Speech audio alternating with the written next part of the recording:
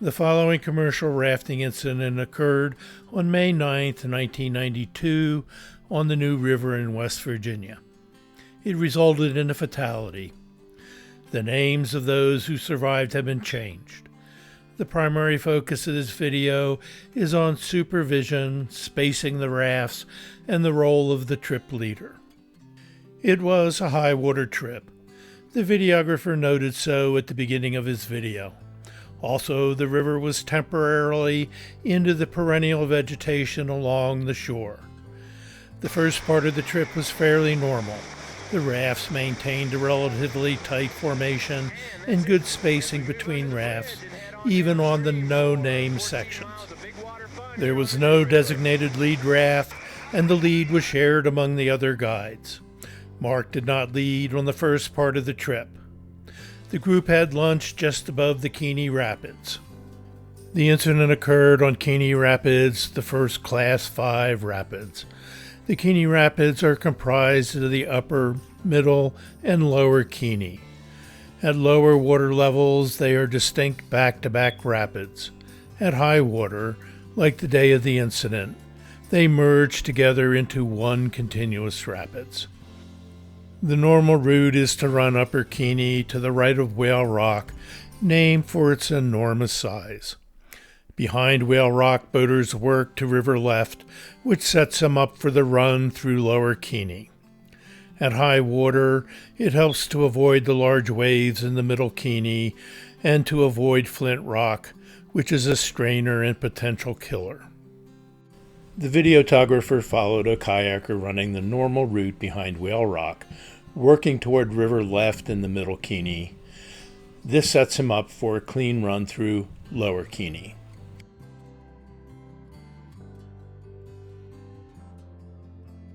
Meanwhile, Mark's raft flushed sideways into a large wave in the Middle Keaney. 4 of the 6 passengers were ejected from the raft. The ejection is not shown in the video. He rescued 2 of the victims and nearly rescued Cheryl before entering Lower Keaney. To his credit, he did a remarkable job of nearly rescuing everyone given the circumstances once the incident occurred.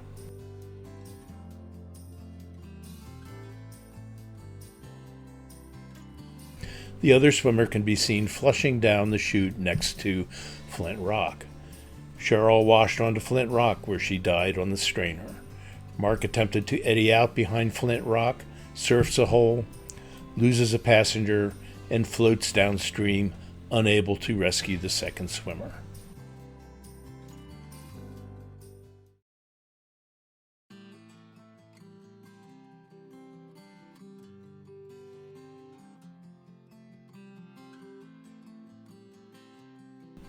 The rest of the group passed by seemingly unaware of the severity of the situation.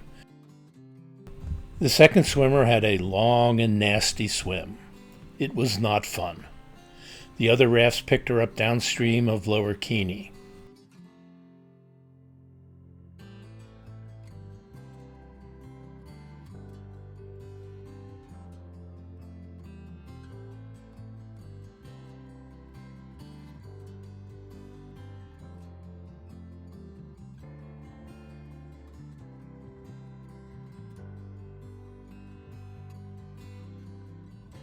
At this point, the group is too far downstream to render assistance to Cheryl, although there was not much that could be done to save her at this point anyway. Mark needed assistance in Middle Keaney. Spacing and supervision. Spacing and supervision are closely related. Diana agrees that good spacing is important for safety.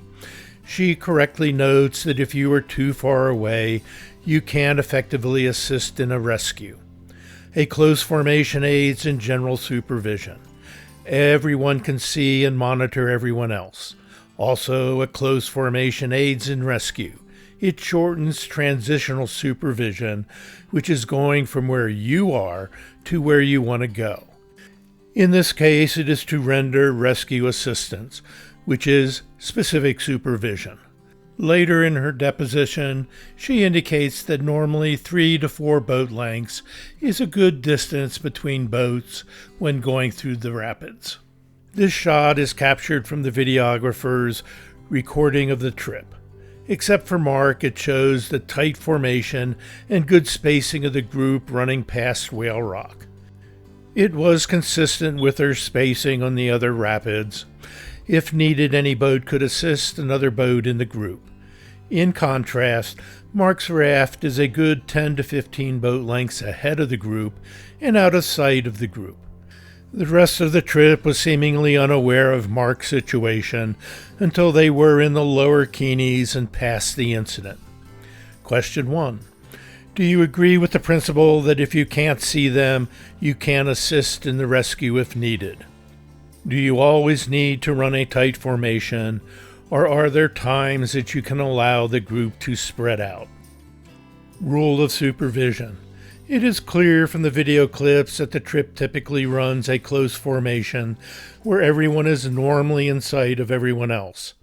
On the river, there are 2 general rules of supervision. The first is to keep the boat in front of you and behind you in sight. The second is to keep all boats in sight of each other.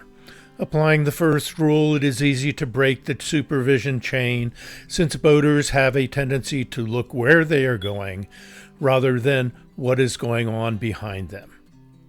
With either rule, there are times when it is not possible to keep everyone in sight. Question 2. Which is the appropriate rule? Keeping sight of the boat in front of you and behind you, or keeping everyone in sight? Discuss the pros and cons of each rule. Which rule would you recommend, if any? Action taken.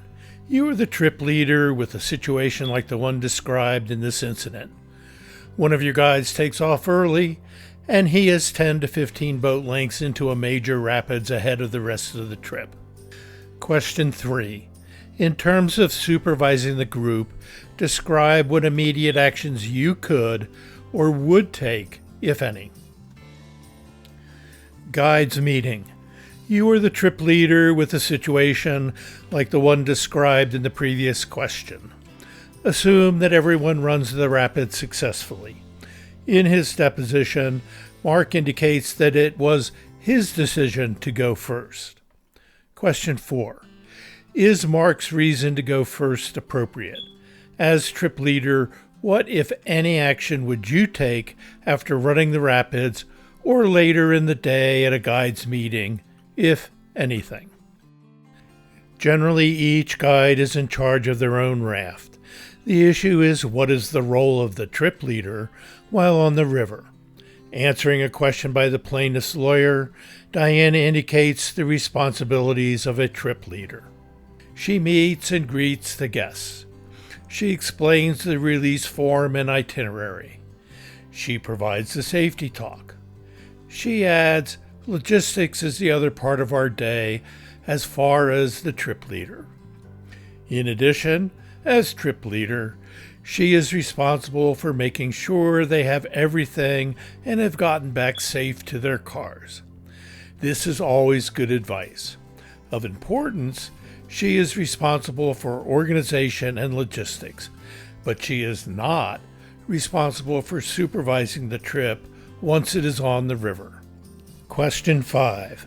What is the role of the trip leader while on the river? Is it merely organization and logistics, or does it include supervision of the group during the trip? The primary focus of this video is on supervision, spacing between rafts, and the role of the trip leader. Was the accident avoidable, and if so, what policies, procedures, and practices could the company implement, if any, that would reduce the likelihood of an accident occurring? As noted elsewhere, the case went to trial in the county where rafting is the major industry, and the jury found the company not guilty. However, installing good procedures would reduce the time and energy consumed by the trial and, of course, the loss of life. The purpose of this case study is to analyze the accident in an effort to help reduce accidents in the future.